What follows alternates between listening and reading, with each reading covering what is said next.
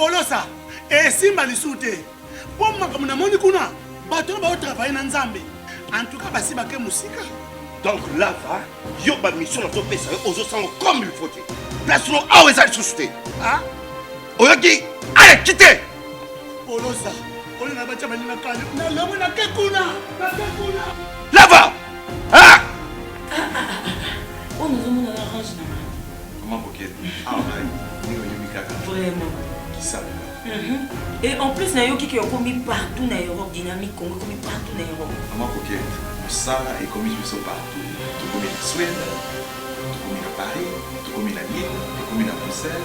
Et puis, base la mission est toujours Londres, Angleterre.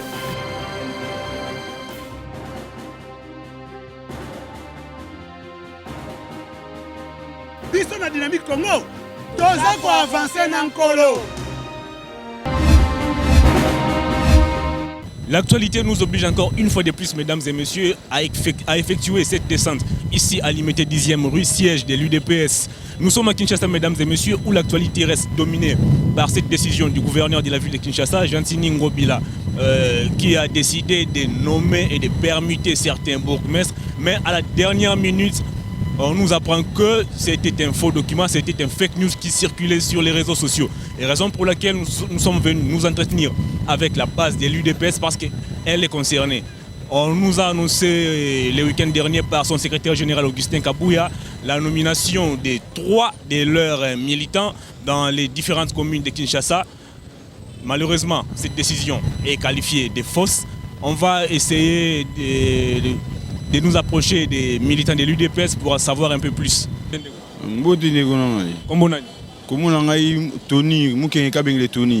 Voilà. Force de progrès. Voilà, donc tu vois, on a siège à UDPS, on a sujet à décision et à gouverneur à Ville à Kinshasa. Week-end dernier, secrétaire général Augustin Kabouya a présenté 3 militants à UDPS qui nommé bourgmestre. Et puis, les Lonatongo, je crois, gouverneur à Ville à Kinshasa via cabinet Naïba Lobby qui décision est acquis à l'Okuta. Bon, juger attitude du gouverneur à la ville. Attitude de la tout d'abord, UDPS, c'est parti moro est bien organisé. À cause de ma campagne libanais, il y a cause de la médiane et de décision de nomination est pas en tant que gouverneur, Namukanda, a nommé Bourgmestre. Donc, le secrétaire général Bisso, Azam Toualoukoutate, après le normal, les Amaramouz a reconnu, a nommé qui va Bourgmestre en tant que gouverneur. Ce qu'il faut avec la Sribatouké, soit ces hommes qui ont un niveau de l'écolo, il y a aussi ou bien ils ont un niveau c'est pas tout clair parce que il dépêche ça sali oh il y a loi en tant que gouverneur à Senagi ba na bourgmestre na parti ou à biso on l'a présenté qui nous secrétaire général biso a présenté 3 bourgmestres présenté qui ils ont le côté Siko gouverneur a vu la Kinshasa lobby dossier où est circulé dans les réseaux sociaux on est à l'Okuta. Est-ce que aux hommes que quelque part il y a la pression ONG na Église du Christ au Congo ECC pour des décisions anticonstitutionnelles. Est-ce que ça position il ONG na ECC d'influencer gouverneur à vu la Kinshasa? Bon, ce qui obéit FCC ECC na ONG. Bon, voilà fanti ba régime kala wana biso na régime toni ba fanti wana te. Ya te ke ba ya ba ministre biso ni surtout moko boyi ba mayele te. Pour jamais il dépêche ça rosa likambu sans ki amuna mukanda likolo. Parce que au secrétaire biso ça likamwana et utaki pena mukande ba tinde ki tinde ba komo. Ya ça na sentiment te. Ils ont comme ça y est gouverneur d'attiner ba kombo ba nommé ba bourgmestre wana. Bande comme monsieur tozu nsele tozu ngalema tozu selembao. Ils ont fondé ils ont été des personnes la mukiote azo ba ministère. Mais mukanda ou tamboli na réseaux sociaux wana. Balobi mukanda eza na so ya ville Kinshasa te eza pe na signature ya gouverneur te. Siko est-ce que ça imprudence de la part ya secrétaire général na binoto ndengeni? Pour que à comment un niveau ya représenter même bateau azaki nommé entre guillemets ba bourgmestre. Oh wana ozola nana ezabilo lukuta. Réseaux sociaux et comment fanti moro il na niveau moro ya likolo. Pour réseaux sociaux batika ba fanti basalana. Ye gouverneur aya albaki de pesa ko silma gambu. Que nomination eza ngote eza lukuta et yimto tinde mkandet. Yimto senga ba kombo. ne comment il va présenter ba kombo a komi ko c'est ça le kuta ndenge ni biso avancer ba richi makala na to linga moté o za richi masika fati umbe basika fati béton comprendre pour ça ça avancer au moins na kanda force de poker qui dans là parce que so ba élément ya force de poker tu nga avancer wana ti ceux qui a na avancer wana to rozo ni sense là to va avancer wana ya misali des personnes si parti moko boy ils en assez toi tu ba mael était donc il est personne ça na ban na balabala te ça comme na ndinga droiti. Merci Minginde. Ouais. Mbote papa ngai. To kutiwa wana siège ya UDPS to koyeba kombo na yo. Oui, kombo na ngai Athanase Kengele Kamwanza. Voilà, tu étais sur le sujet ya décision ya gouverneur à ville à Kinshasa. Week-end passé, to landa kibongo gouverneur a qui décision ya renommer ba bourgmestre pe ya permettre misusu. Kasi na kati ya bato banomaki eza na bato misatu ya UDPS bazaki nommé na Selemba na Ngaliema et puis je crois na Maluku. Kasi tout le monde gouverneur azongi si mapa lo bagay décision wana eza ya lokuta. Bino na ngambu ya UDPS bo juger yango ndenge nini? Papa, gouverneur azali président ya province na ye. Et soki abimisi document si manango azongi pour dire que ezali faux document. Yé moko muto alobi ou batu mususu batu balobi. Cabinet na yende lobby. Cabinet na ye, mais cabinet wana nde publié. Comment est-ce que bakoko mettre à cause ya ma publication ya gouverneur? D'abord, batu nyonso ya cabinet wana baza batu batanga. Pour na ko publier mokanda, il faut bazala sur mokanda oyo gouverneur ye moko a signé pe pesi ndingisa ba publier yango. Voilà. Bakoki ko créer biloko oyo bango moko na cabinet wana basalité parce que ba terrasse ko tikala. Ba terrasse wana yango wana tozolobela. Je prends l'exemple ya batu ya IDPS. Si au lobby na yo ki au lobby ke ba présenter bango. Et c'est parce que il y a un document officiel, c'est sur base d'un document officiel que notre secrétaire général a koki ko zo acte ya ko présenter Batouana devant le public. Et s'il n'y en a pas, président secrétaire nabiso a koki ko présenter bango te. Et l'obami que na kata document où il a qui publié wana, il a qui na so ya hôtel de ville te, il a qui na signature ya gouverneur te. Siko comment secrétaire général Nabino Augustin Kabouya a joui décision de représenter ba militant Nabino Wadaki nommé bourgmestre alors que babi mokanda on a na signature du gouverneur. Est-ce qu'il y a imprudence de la part du secrétaire général? Voilà une vérité. Il y a eu ceci, le remplacement, c'est des questions de remplacement. Na bourgmestre wana ezana ba bourgmestre mususu bazaki nommé. Ba bourgmestre mususu oyo bazaki nommé te bazaki voté. Alors Batouana oyo basali mbeba et il était question de remplacer bango. Nani a remplacer. Ce n'est pas le président de la République mais plutôt le gouverneur de la ville de Kinshasa parce que c'est lui le garant de la province. Hein? Mais alors en collaboration avec la présidence. C'est ça non? Et alors ce qui Batouana bango babimisi ba faux document. Donc cabinet il y a gouverneur de bimisi. Et tu as sur base de faux documentaire, tu as sur base de documents réels officiels. Est-ce que bino ngambo UDPS boye baki ke document les ala ki photo ndenge ni pote bino ponara état des droits. Alors bato bazo prendre état des droits bakoki ko s'aligner derrière ba biloko eza faute est-ce que comment beaucoup à niveau même y représenter bato sachant que document on est qui faux. Tout moni document on a té. Pour y ba ke document ezali faux ou vrai, il faut mona yango. Il faut mon yango. Nous vous présenter qui va être sur base yanine. Sur base il y a nomination et l'équipe il y a cabinet il y a Jacques Mené en Batumusus. C'est une situation où les Kanakati Mboka depuis un moment tous monde a document même il y a président ils ont fuité dans les réseaux sociaux et puis par rapport au monde à Bakolo Makambo bazong pour le bagage faux document il y a gouverneur a vu la Kinshasa wa ndenge moko et même le document mususu ya un réseau et d'autres tambo dans les réseaux sociaux est-ce que ils ont prouvé faiblesse il y a administration ya bisoté. C'est vrai, ils ont faiblesse et administration. C'est-à-dire, Bangouna Bazanga Kate. Natango ya MPR Baloba, Bangouna Basilina noté. Biso, Tozali Komon fuite wana, ils ont fuite d'informations. On appelle ça une. Comment dirais-je? C'est-à-dire que bato ya mabe balingi kosala komultiplier position ya mabe vis-à-vis ya président na biso mpe tokolemba te tokodénonce nyonso ya mabe oyo eza ya mabe tokodénonce oyo ya malamu yango biso tokocontinue nango donc wana bazwa kolite toyebi bato bazwa kolite mabe wana po te bapesa ke idps moto azwa kosala boye mais biso na idps tozalaka na caractère wana te biso tozali bato oyo tosali démocratie na mboka oyo tokokende liboso. Merci mingi. Merci papa. Mbotendeko. Kombo nanga Francis Mwanga. Voilà, tu es sur on a sujet à décision gouverneur à Ville Kinshasa Zwaki week-end dernier. Tout le monde qui document mo etamboli balobi ke ba nommé ba bourgmestre ya sika pe ba permuter misusu. Na kati ya bato ba nomaki qui yana 3 ya bino ya UDPS bazalaki. Et puis les lots gouverneur azongi si mapolo ba ke ba document ezalaki faux. Attitude ya gouverneur ozo juger yango ndenge. Bon, jusque là gouverneur Gentini Ngobila dépasse à gouverneur nazo juger vraiment ba acte na yé désolant. Les actes qui ont semé terreur, la déstabilisation pour déstabiliser le président de la République. Ça ne relève pas de ses compétences, il y a qu'on nomme un bourgmestre. Même la Constitution prévoit, c'est le président de la République qui nomme et révoque des fonctions. Et le roi Salah qui a acquis violation. Mais ils ont tenté de faire ce qui n'a pas tenu. Et dans la politique, il y a ce qu'on appelle des erreurs matérielles.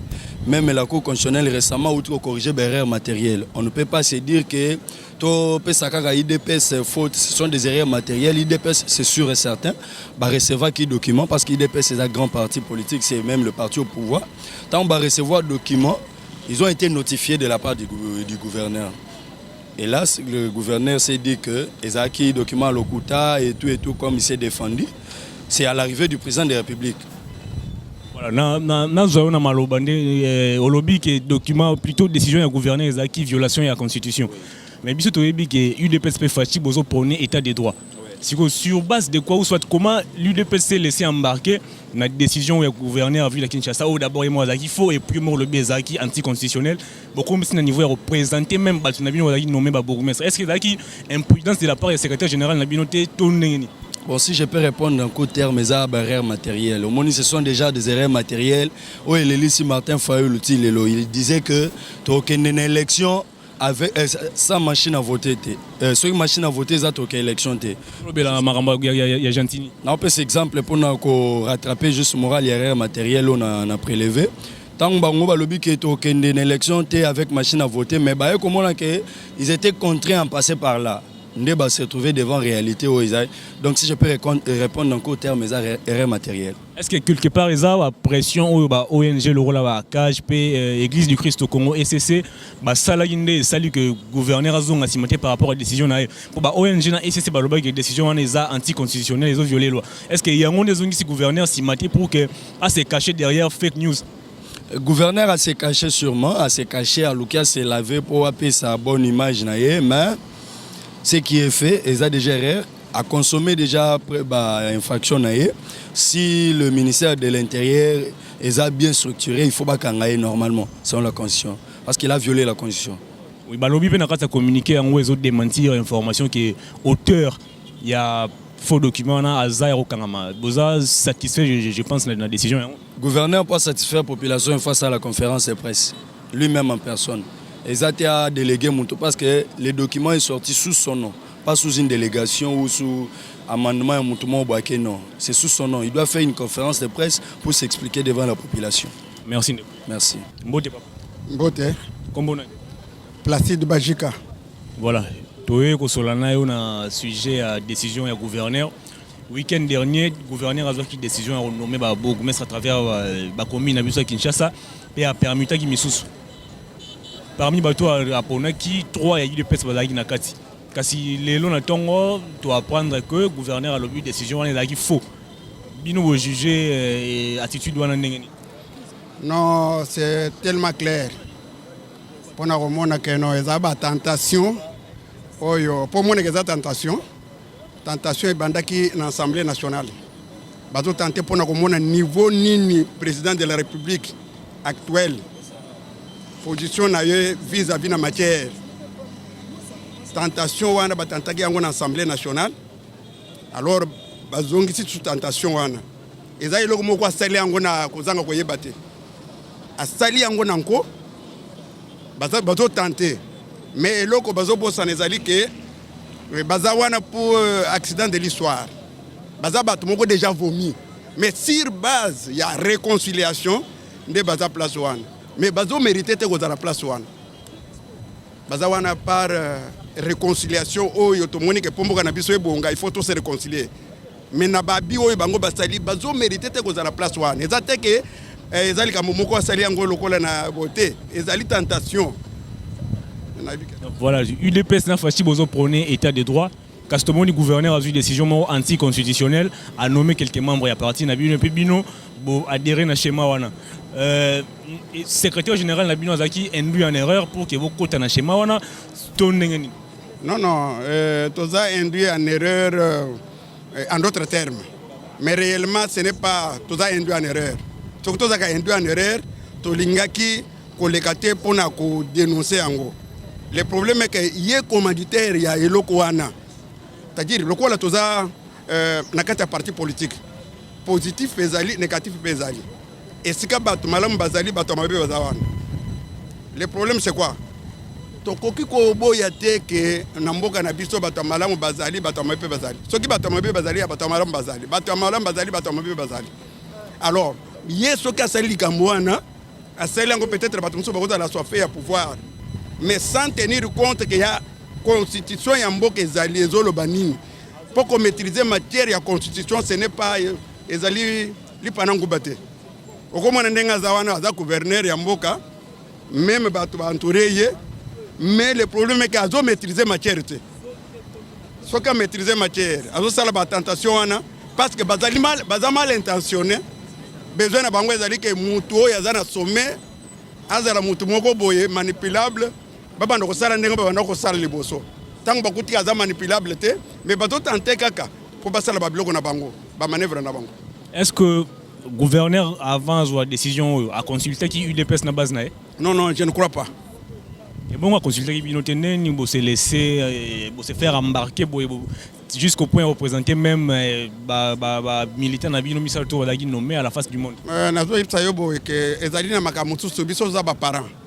Nakoya na ndoko nangana kutuli kambo ezawana mwasi azawana bana bazawana na yena kutuli kambo il faut nazala na réserve nazala na bwanya ko yeba ke likambo eko sala maboy pamba te il faut na contrôler lango na sala ewuti wapi likambo tango na moni original likambo ndena ko censurer likambo wana sur base ya origine tikana moni likambo ewuti alors bwanya wana na intelligence wana ce n'est pas donné à tout le monde na ko sala erreur na sala ba erreur rebelle na ndoko nangai na salibo moi ça corriger ngarmante place où azana raison na sala ngona côté mais ezayere ya kanango na se corriger avant gouverneur à ça la rétropédalage naé nalobani tomona ki d'abord bino représenter ki batwa wa na parti na bino et puis par après tomoni ba ONG le rôle à cage et puis Église du Christ au Congo ECC ba monter au créneau pour na kolobaki décision du gouverneur eza anticonstitutionnelle et c'est ngilité côté en application.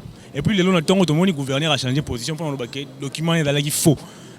On réagit face à Marambo Nyos. Bon, le gouverneur a lobby, ce qui est réellement un peu avancé dans la psychologie. Alors, on a battu le flou. On a pour sentir le loco. C'est-à-dire, pour naïe, et le loco ya salaki, à mon atteindre l'objectif, va dévoiler en haut. Alors ne azongi na stimate mina motema na ye azongi na stimate c'est-à-dire aza mutu moko azo mérité ba petse moi discipline moko soki batiki ye ndengwana c'est-à-dire ezali impunité alors batu wana lokola eza vie na bango ya kala babomi moko na vie wana bazo continuer comme déjà vie na kati na bango il faut azwa moi ba discipliner ye soki ba discipliner teza impunité wana ndezo boma mboko oyo parce que likambo ya sali ezali yango nanko c'est tout un plan. C'est tout un plan monté contre le président de la République, tentation il y a qu'au détrôner le président de la République. Merci. Bote papa journaliste. Combo Benjamin. Voilà, Tokutia wana siège à UDPS to solana on a sujet à décision du gouverneur à Ville à Kinshasa week-end dernier à Nomagi pe a permis qui ba bourgmestre et puis les Lonatongo a sali rétro-pédalage pour nous que décision on a tout document ou bien qui ont des faux documents. Yo jugé attitude du gouverneur ndengeni. Bon, ngai na jugé papa, je crois jour mususu landanga awa. Na biso que pouvoir au facha ezui o eza pouvoir outi pa nzambe. Donc mutu nyonso o akoya na idée à mabe pour combattre pouvoir au mabe na bando bima pelele. Donc eza na ilo mote wi ko sala ma papa na kacha ndako. Hein? Après si ordre, après lobi azo sous ordre wana mibenda ke non eza ngaité. Bata quartier ba mona ke non c'est que papa na za aventurier. Ayebi ko éduquer ba na malamuté. Si vous parmi bateau ba nommé qui ba permuta qui UDPS bozaki na ba militaire na bino misatu. Moko azaki nommé na Maluku je crois, mususu na Selemba ou mususu na Ngaliema. Et puis subitement les lona tongo toki gouverneur à lobby décision ezaki faux. D'ailleurs, ils ont porté signature na été et puis so ya hôtel de ville les até. Comment bino UDPS se faire prendre na piège wana beaucoup mis na niveau et représenter même militaire na bino wazaki nommé pe bo adresser un message de félicitations. Est-ce que daki imprudence de la part du secrétaire général to bino ndeboke makambo mbango? Bon, na koyi kozongela eza ba erreur matérielle. Moni mutu nyonso oyo na vie azana ba erreur. Zomona mutu tuninga zabu azana ba erreur o akoyi kosala. Ya bola muté to kosala ga bola muté mutu ninga zabu atanga moni na zabu nazana ba erreur na ngai. Erreur tango esalami fallait koyeba ndeni ya osani ya koyeba ndeni ozonga na nzela. Pour so lelo commettre erreur te le bozana maelete. Mais tango commettre erreur webi ke bisikana na commettre erreur mwana ko ya suna libulu wana ezate.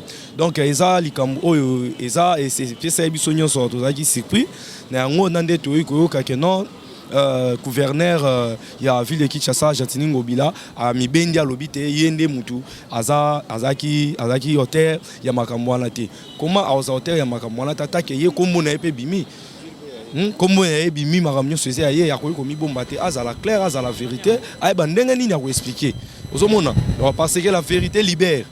La vérité libère. Tant que vous allez au ça, il y a le roi Moutou, vous allez au Michumbo, les boules aux Akomikanga. Donc, IDPS, c'est parti à Mounene, et ça lit parti Moro Boyo, et Bibino Moebi, maturité, c'est à Makasi.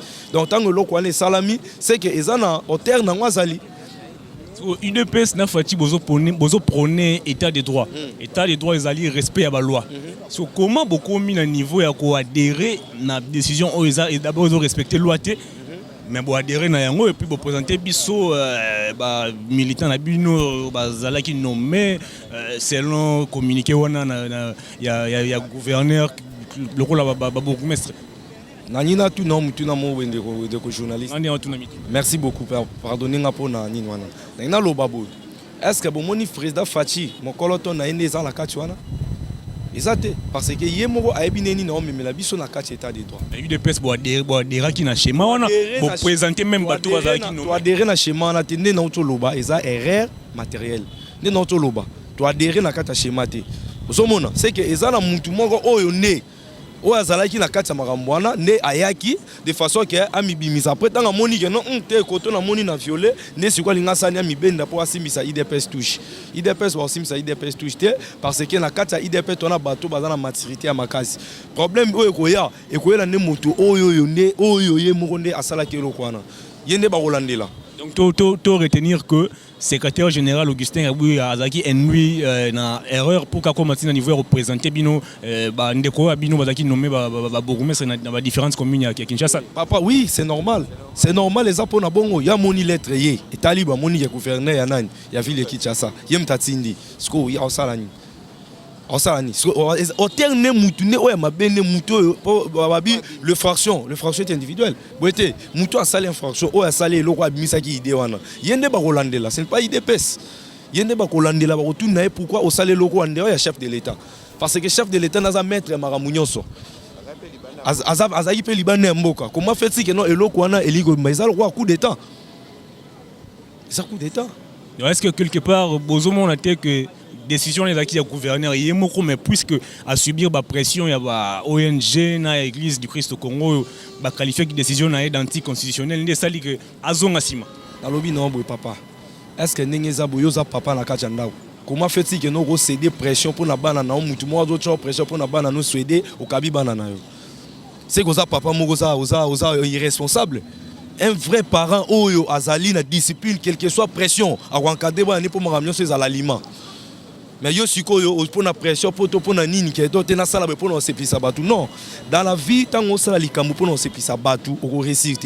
Mais ndima eloko olingo sala batu ba critiquer yango po ebi ke lobi nango bonheur ezali osomona soki ozana nzela ya boye jamais oko céder le roi mutu mo ebi so te sala boye ngani na sala boye te pona batu wana non il faut sala eloko oyo omoni la vision oyo zanango pe vision o ba travailler nango za vision ya chef de l'état isengeli ba kende na état de droit o lo lenge chef de l'état lo lengo zo kumbela makam tangu yo lingi bandu o bandake o ndako ko dévier chaque journée ko la chef de l'état te batu ba otala nde yo ba omona yo za chef de l'état te yo nde ba omona ki c'est ka ça n'étation mort déjà ya mabe kati na ye papa nde toza bo eza la kati ya mutu yango ni manifestal banda quelque soit obombi bibelo ba ki nyonso ya kuku e bima na poisa ya mabe déjà bandi da ko mona déjà malem il fallait justice poursuivre soit aleka aloba asa la conférence des preuves nde ko nanga utoloba so bino la ngamba UDPS borosenga ni na gouverneur par rapport à décision et azonga kaka simonenga zongi bongo to a maintenir yango pour déjà cabinet na balobi ke document les faux et zo concerné etali bango te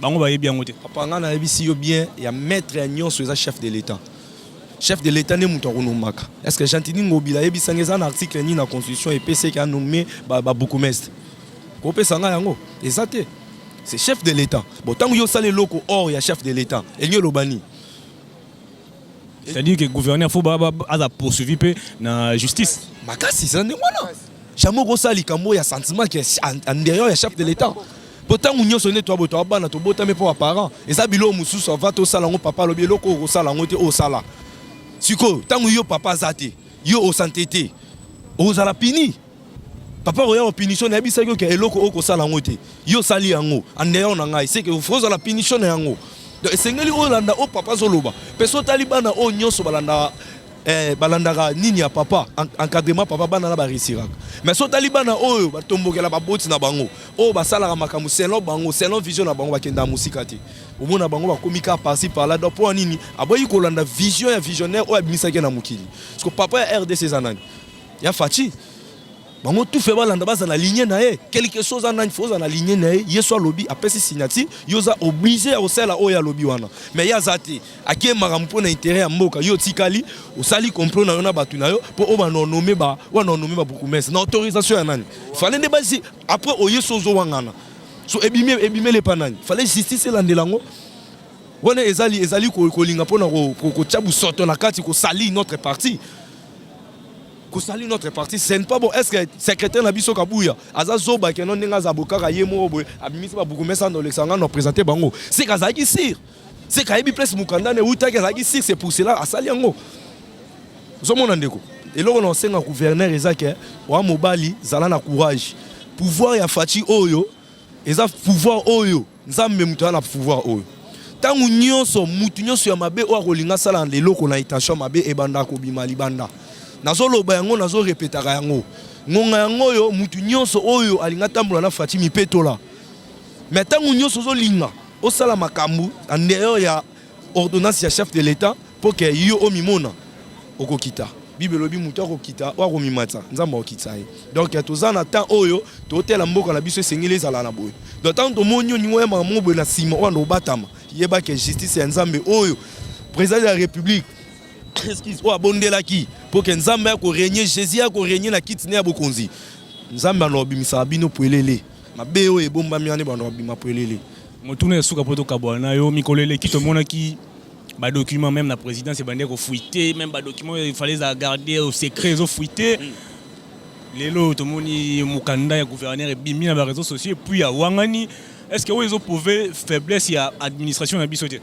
ata mukete papa ata mukete koki ko sala faiblesse ata na faiblesse ozala yani soki yo sali mabe na kati ndako na bino yebisa ngai ba okanga ndako mobima to yo ne muto sali mabe ne ba okanga yo ba olandela yo ne muto sali mabe parce que mabe wana yo ne muto yena ko luka yango papa waza juste jamais okotela mwani na tango mabe pa ko soutenir mabe wana te ako dénoncer so ezali ba kanga ba ke kange po eta sala po mbala sima sanini azongela yango te lelo oyo soko sali mabe to yibi so ni nweza yanga ba okanga mu yibi non ba okanga nde yo parce que yo ne muto yibi so mona ndeko nanga donc yo ne muto yibi donc to na minyo lobate o ezakia botikala na ligne ya chef de l'état soki botikali na yango te bolibo misela na mitweki bandeko na ngai nazoyeb sabino nazana moi expérience o nayebi moi mukie na mukili o toza mabe bandaka kobima ti juka suka on se retrouver na kati ya boloko ozolia vungule o na vie notikala kokana ti parce que chef de l'état azawana po na kotelemisa mboka o ezonga na nzela a to na temps wana te to na temps mususu temps o to na temps présent na ministre Nzamba Azali oyo azali ko soutenir ba œuvre nyonso chef de l'état au sala donc tant yo sali lo moya ya mabe pour que buzo bana e ko pakola chef de l'état buzo bana e ko zongela yo moko pe justice ko landela yo pe simanango ofuta o lonaki donc c'est ça. Merci Ndeko. Merci. Mbote monsieur le journaliste. Comment on a Mathieu Nazali, président de la Ligue des jeunes IDPS, c'est l'île, le peuple d'abord, c'est l'île. Voilà, Toito Solana, on a sujet à décision du gouverneur à Ville à Kinshasa. Week-end dernier, le gouverneur a fait une décision à renommer pour permettre bourgmestre. Na Katina Bango 3, il y a eu des PES qui nommé. Mais Léon a tendance à apprendre que le gouverneur a wangani document dans le bezagi faux. On réagit au n'engagé face à nouvelles. Bon, oyo ngai na kopesa lowa réaction ezali batu bazolinga bazokoka comprendre te quelques ténors ya FCC bazo comprendre que régime est changé bazo se retrouver na régime akala oyo bandai ko encourager mabe tant amoni que notre régime est changé batu batelemelie nde amoni que exactement na zakinere yango lokwa balobi que non vaut mieux ozonge en arrière na corriger pour que liboso azake homme attaque à sakere azongeli yango a corriger pour être mbalasima sala malam décision wana ba ONG le rôle à cage pe église du Christ au Congo ba décrire qui yango baloba qui anti-constitutionnel mais comment UDPS oazo prôner état de droit adhérer facilement et à se laisser embarquer na bien en OG wana ya gouverneur à ville IDPS ndeko journaliste ndozo mona boye IDPS eza école politique nationale eza RRT ndeko Jantini Ngobila asaki erreur na ye tangu muto commettre acte il faut que nenango tina flagrance soki asukaki kaka na ordonnance wana alingaki peut-être azwa raison que note ezaki mukanda o ezaki na okandenge wana lokola saisissaki déjà ba autorité na biso ya IDPS il fallait qu'il tokende na ye na erreur na ye wati na suka to bimise na public pour avoir réellement que non erreur ezaki commis et puis ba preuve ezali ndet secrétaire général na biso c'est pas une erreur au IDP c'est sali mais c'est une façon ya ko bimisa erreur ya Jantini Ngobila na incompétence na ye pour te yeba te que non tozali na ta ya kalate tozala ta o makamno se changer il faut tirer mutu na ye pe que non a changer. Et ça erreur de la part du secrétaire général de la BISO. Nous avons condamné Bandeko Baso erreur de la part du secrétaire général de la BISO. La politique, tant que la politique BISO IDPS année Oyo, le col a tosuin magistrature suprême, année Otobi, tout ça la politique à 16 vide. Tant autorité, soi-disant, bourgmestre, gouverneur a saisi que non, il y a eu quelques postes ici réservés à IDPS. Quelle que soit compétence naie à kosala makambo wana biso to kozwa acte peut te présenter oyo ko suivre ezali nani balbaka infraction est individuelle lokola azwaki acte wana sous les infraction wana eza ye muta commettre yango biso to compagnie qui ka pour ko présenter et compétence naie publiquement et mondialement attitude au tozo remarquer les lots. Les documents même les plus secrets, ils ont fouillé dans les réseaux sociaux, tout le monde a yango. Puis na bino UDPS une erreur, le gouverneur a signé, a eu une décision et puis par après, ils ont pas qualifié de fake news, faux documents. Est-ce qu'ils ont prouvé faiblesse à l'administration na biso te? Ndeko Jantina indu biso erreur te monsieur le journaliste, wana il faut corriger maloba na yo. Biso ndeto accompagner pour to bimisa nani erreur na ye publiquement. Andi biso na RRT biso to accompagner acte oya sali poto la monde entier que non conflit de compétences ezali bon nomination ya ba bourgmestre d'ailleurs ba bourgmestre ba nomma bango te bango bazana voter par des conseillers communaux mais le la tozali na cas d'urgence essayer na chef de l'état à travers le ministère de l'intérieur nde ba kotala lolenge ni na ko nommer ba ndeko ba bourgmestre mais le la gouverneur soit fait il y a pouvoir peut soit fait il y a impunité il y a vol le quoi messala moyibe kota bango tina makila ndake naki mbangu asala acte wana kokanisa ete ozala kuvi mais eza acte ebimi libanda polele IDPS azali parti à condamner te IDPS biso tosungi ndeko Jantini po tobimise na monde entier mona bereng na ya sali eza lokola conflit de compétences oto uta ko décrier na mikolo uti koleka entre ministère ya éducation ya ministère ya EPSP na ministère ya formation professionnelle ndenge bawelaka mo organiser ba examen d'état eza eloko yo bourgmestre na ni gouverneur asali eloko esika chef de l'état azwa ordonnance a nommé à travers ministère intérieur a nommé ba bourgmestre ye nani gouverneur ake vite en besoin kosala erreur oyo biso IDPS tokamati en erreur na ye wana pe tobimise na public pe na monde entier. Mutuna ya suka poto kabwana parce que tokomi déjà na suka bino UDPS bosenga concrètement ni na gouverneur à ville à Kinshasa. Tosengi na ye d'abord konomaka ba bourgmestre eza compétence na été esengela ye bango compétence na ya liboso auti kopesa ba $10,000 à chaque commune. Est-ce que esa landeli ba $10,000 wana amona si réellement ba bourgmestre basali na musala toté po biso bato vivre na ba quartier tozomona ka bosoto oto mesana na ngwana malgré $10,000 epesami mais ata moi signe mo esami te ozolakisa keno bato bazwi $10,000 musala na ye alandela $10,000 wana musala na ye oyo alobi okini bopeto atia mayele na place ata lolenge nini akopesa bakinois kini moko boye ekopesa bato posa ya kovivre calme oyo malaria ekozala te chikungunya ekozala te araisonne malamu akende asala makambo eza na compétence na ye kosonga na opesa ye ayeba keno IDPS eza école politique oyo salami eza erreur ya koimpute IDPS mais ezali incompétence ya monsieur le gouverneur Jantini Ngobila. Merci beaucoup monsieur Zuna.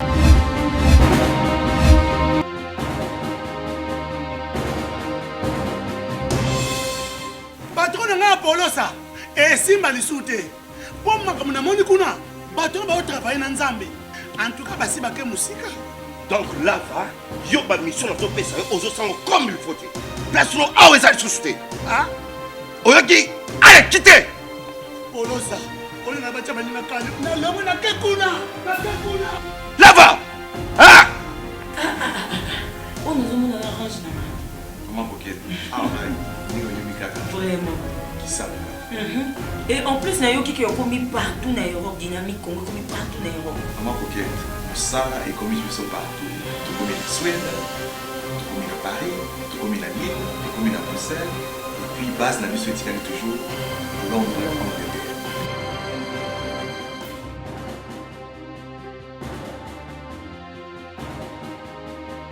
Biso na dynamique Congo, toza ko avancer na nkolo.